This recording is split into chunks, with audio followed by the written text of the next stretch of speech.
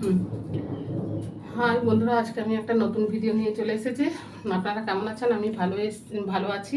উম, ভালো আছি। আর আমি মসুর এই সজনা শাক দিয়ে মসুর ডাল দিয়ে ভাজা করবো। আমি সব কিছু মানে ডালটা সিদ্ধ করে রেখেছি, মসুর শাকটাও সিদ্ধ করে রেখেছি।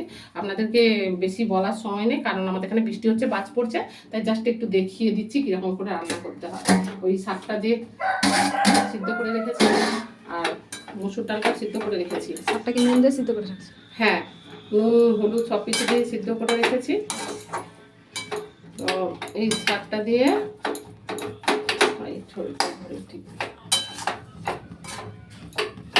উঠিয়ে দিচ্ছি।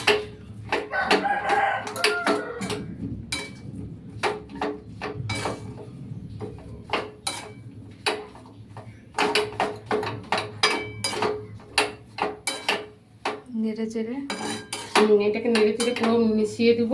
সব সেদ্ধ হয়েই আছে বন্ধুরা। এটা মেশানো হয়ে গেলে আমি নামিয়ে দিব। নামিয়ে দিয়ে আবার রসুন দিয়ে, যেরকম শাক ভাজা হয়, রসুন আর কাঁচা শুকনো লঙ্কা ফোড়ন দিয়ে এরকম করে আমি ভেজে নেব। হ্যাঁ, তো আপনাদেরকে আমি দেখিয়ে দিলাম। নামিয়ে দিচ্ছি।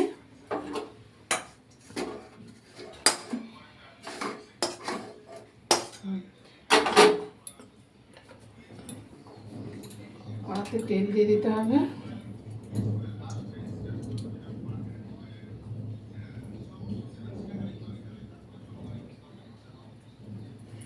বেশি তেল লাগবে। তেলটা গরম হয়ে গেলে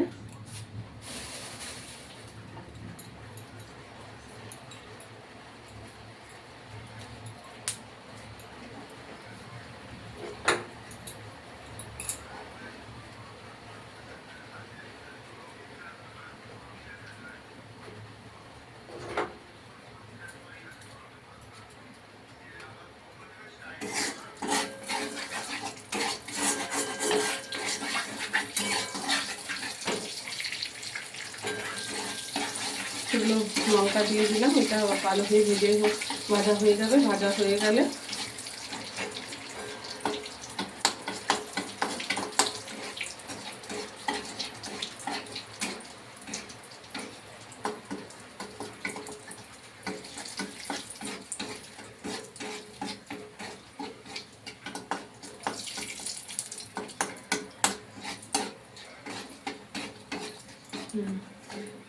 এবার আমি রসুনটা থেতো করে রেখেছিলাম, রসুনটা দিয়ে দিলাম।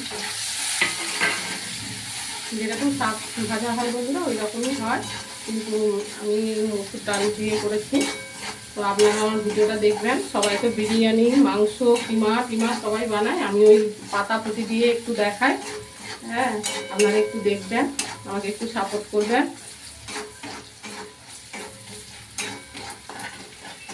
রসুনটা একটু ভাজা হয়ে গেলে, শাকে কিন্তু রসুন বেশি ভাজতে নেই বন্ধুরা। বেশি ভাজলে মানে তিতকুটি হয়ে যায়। জাস্ট একটু কালারটা চেঞ্জ হয়ে যাবে, তো তখন ওই শাকটা ঢেলে দিলাম। কালারটা চেঞ্জ হয়ে আসছে।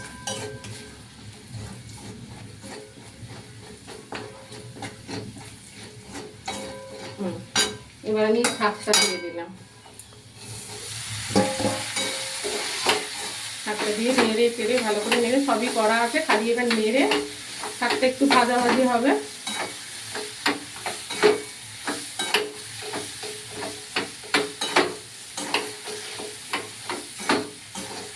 এই শাক ভাজার একটা দেখুন, নাড়তে নাড়তে একটা গন্ধ আছে, খুব সুন্দর একটা গন্ধ আছে। নুন দিয়ে বন্ধুরা আমি সিদ্ধ করে রেখেছিলাম। হ্যাঁ, এবার একটু যদি মনে হয় যে কম হয়েছে, তাহলে একটু নুন দিয়ে দিতে হবে। জানি না নুনটা কম না বেশি, তাও আমি বুঝতে পারিনি। ঠিক আছে, ঠিক আছে, নুন দিতে লাগবে না। তাহলে বন্ধুরা নুন দিতে লাগবে না। আমি হলুদ নুন দিয়ে সব কিছু করে সিদ্ধ করে রেখেছি, কারণ এখানে বৃষ্টি হচ্ছে, তো তাই পুরোটা আমি দেখাতে পারবো না বলে। বৃষ্টি হচ্ছে, বাজ পড়ছে।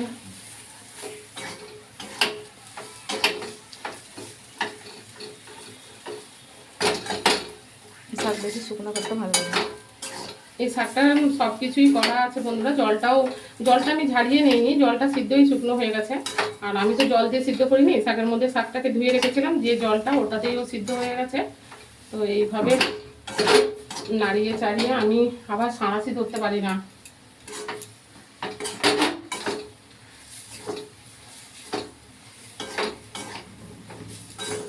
নাড়তে হবে বন্ধুরা খানিকক্ষণ।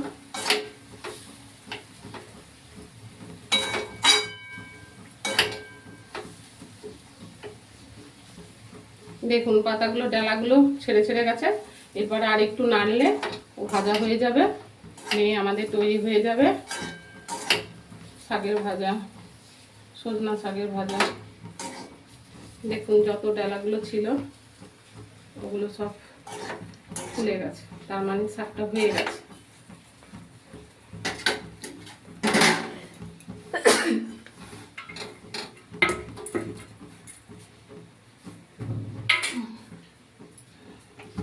আমাদের রেসিপি কি তাই? হুম,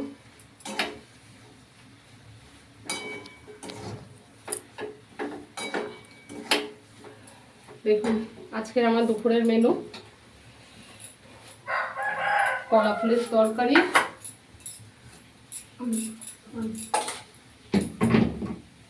মাছটা করে দিই।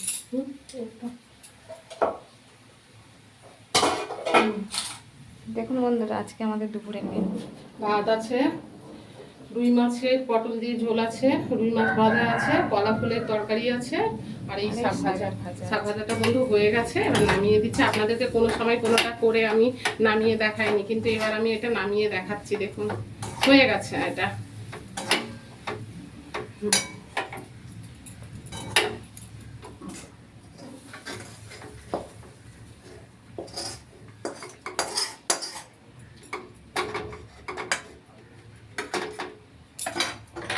হয়ে গেছে। আপনারা যদি কেউ খাবেন চলে আসুন আমার বাড়ি। দেখুন, ঠিক আছে, আজকে এই পর্যন্ত এখানেই রাখলাম।